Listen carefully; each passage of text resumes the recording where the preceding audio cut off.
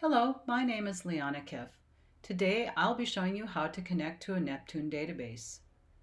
New users or evaluators will benefit from seeing how easy it is to connect to a Neptune database and how we can see first results quickly and with no need to code in Java. First, we start with an empty project and we add a module. I'm going to name this module Neptune because that's what we'll be doing today. And first, let's take a look at the schema. You see there's nothing in our schema.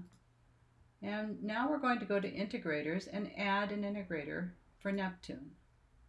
You see here we have the option for Gremlin and OpenCipher, but we're going to work with Gremlin today. I'm going to select the default name.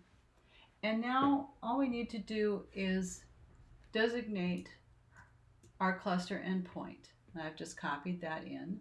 We're selecting the default port, and we aren't using authentication today, but you can see that you have options for authentication and SSL security. I've tested the data source and our connection is good. So now we're going to go to bindings. The first thing we need to do to work in the bindings view is add a query so that we have some data to work with.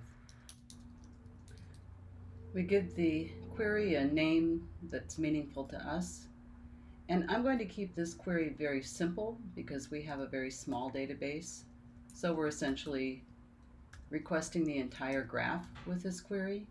If you have a large graph, you want to put a limit on it. We click Preview and we see the data that's in the database. We can use this view to inspect the information in our Neptune database. Tooltips work to show you data. You can also click on objects and see what attributes are attached to them. And you can also click on connections. Now, glancing at this data, we can see that there's some disconnected graphs here. Those appear to be people and houses, and there just isn't very much information. So let's take a look at what the schema is showing us.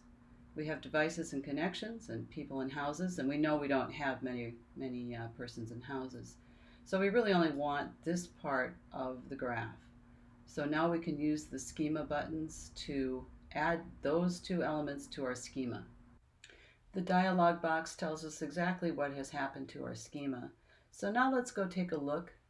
We now have two elements in our schema, a device and a connection.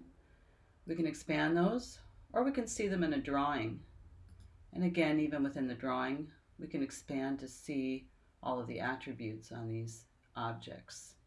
In other videos, we explain how to use the schema editor to customize the schema you're going to use. Now that we've defined how to retrieve data and populate the model, we're going to add a view. We right-click on View and select Drawing View.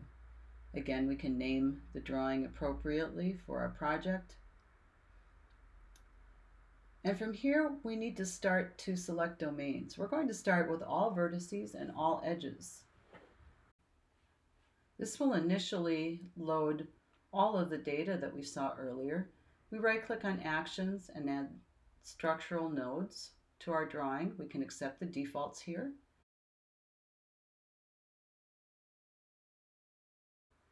We can see how quickly we were able to build a simple drawing based on our data. And here are some of the different layouts that you can use to illustrate your data depending upon the kind of data you have and the kind of questions you want to ask.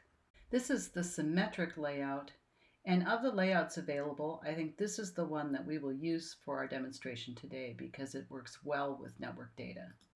Now that we've seen the preview, let's go back and adjust our drawing. The first thing we're going to do is modify the drawing template so that our nodes are something other than little blue boxes. On the default node template, we're going to use the reference assistant here and choose an element from our schema to be the label for each node. In this case, for device, we're going to use type. And now you see in the preview window that we have a type indicated, but it's being cut off. So let's change the size and resolution to tight fit so that we can see the entire label.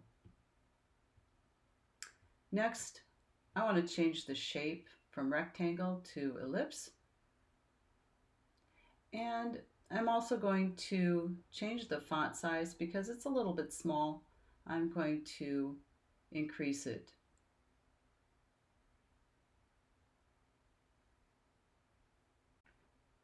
Next, we're going to create another new node template.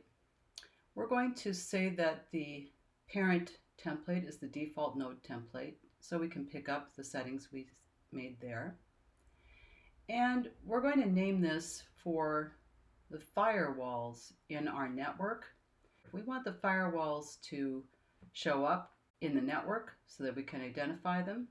We're going to make a few changes so that they stand out. Let's change the text color first to white because we're going to make the background color a little bit darker.